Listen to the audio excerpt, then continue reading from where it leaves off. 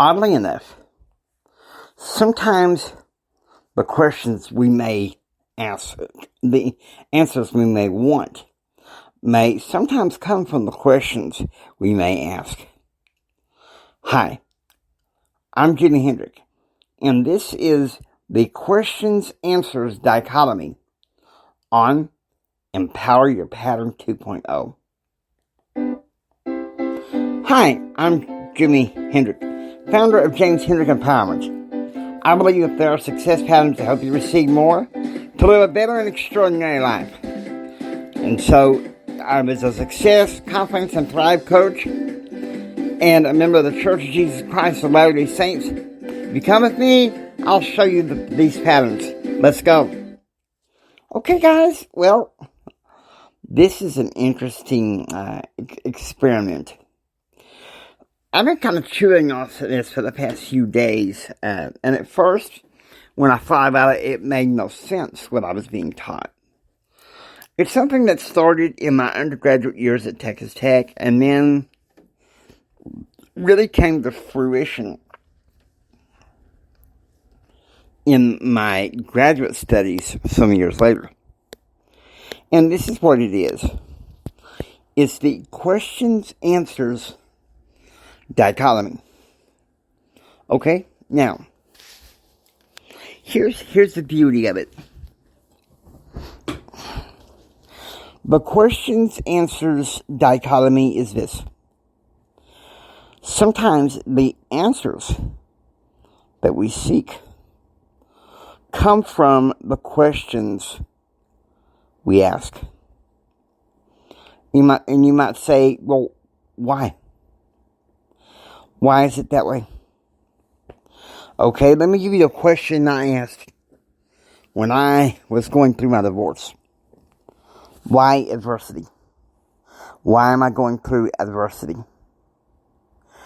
When really, I think if I had had the proper coaching, if I had known everything I know today to bring forth Empower Your Pattern,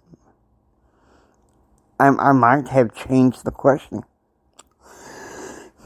Such as, how can free will and agency help you overcome suffering? But strangely enough, I received the basic answer to what it is. At first, the faith tradition I was, why adversity?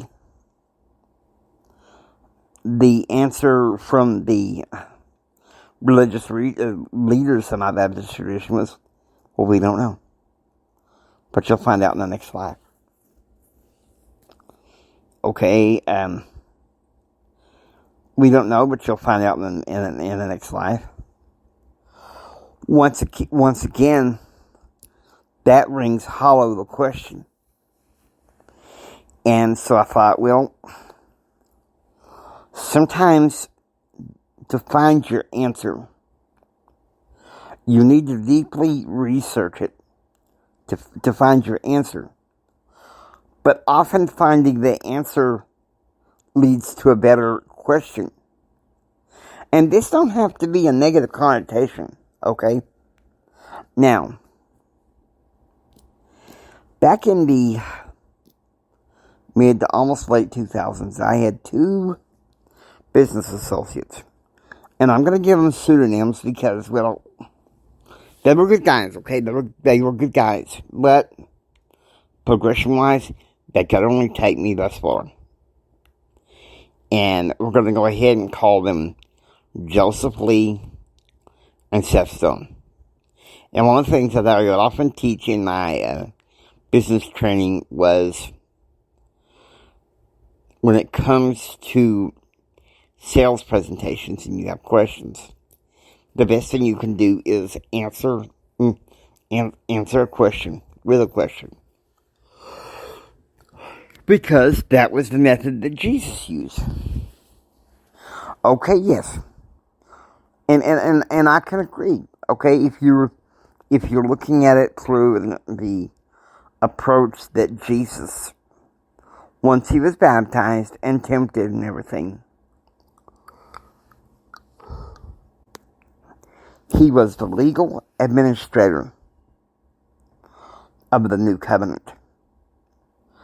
And what do legal minds do? This is one thing I learned in my pre-law and in the 2 semesters I attended business law in grad school, which sadly was a disaster. But there was one thing I remember the professor saying, is that in discovering an issue, it's not necessarily the answer that's important. Sometimes, more importantly, is the question. Are you answering the right, are you asking the right questions to get the answers you need? Because you see, Tony Robbins says, we don't get what we want. We get what we tolerate. If you did like me in 1999 and parts of 2000, I had this, poor pitiful me. Answer me. This is my question. Why adversity? And just keep on complaining and acting like an idiot. Okay, that doesn't work. It doesn't bring you even closer to finding your answer because, well, if you're depending on people to say, well, answer me. Why adversity? Come on. God bless you. God bless your heart. Oftentimes you're not going to get the answer that you need or deserve by just simply, by simply waiting and holding or biding your time, hoping for an answer. Oh, I just keep praying and hoping and praying and hoping. But I want my answer. I want my answer. Tell me because I want my answer. If you're expecting other people to give you your answers, is it really the answer you want? Or do you have the forethought and free will and agency to find the answer yourself? Because see, that's what I had to discover. No one was going to find me the answer I needed. And this was my breaking point in June of 2000, which ultimately led to my conversion. And really, the question-answer dichotomy is really some of the genesis of Empower Your Pattern. Because in many ways, it goes into the first model of Empower Your Pattern. And that is the choosing. Because you have a choice.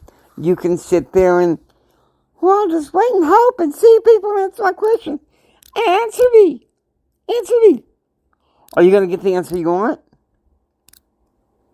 Sit there and expect others to answer your burning questions. Or answer your questions to help you find the right business. I remember when I was tied into CORE and other entrepreneurial groups, I remember seeing questions like, can a bad business idea become a good business idea? Or is it okay for money being your only motive for success? I want to say to these people, and I should have answered it this way, but now in retrospect, I'm thinking, what is your question? Look at your question. Research it, find out for yourself. Why go on social media and be reactive and just stupidly, no, I got a question, and you get about a dozen answers? I mean, if somebody comes to me and say, well, I got a question, and they ask me, whatever it is, and the first thing I might say is, well, what's your question? Have you done, some people can say, some psychologists call it cost-benefit analysis, but I'm more to call it Okay, I'm going to give it a name just off the top of a hat. A pre-con, pro-con analysis. Because it's pre-active and proactive, okay? You weigh your options. If it's a 2-option question. If it's a 1-option question, don't waste your time. Look for the answer yourself. Find the answer yourself. Okay?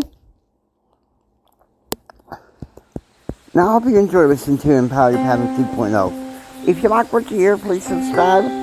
Become a part of Pattern Realm. This is Jimi Hendrix saying until next time, don't just sit there and take it.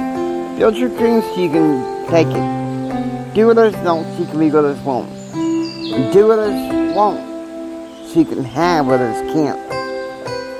Choose, act, and pursue happiness. You guys go out there and you just have a blessed day. God bless you.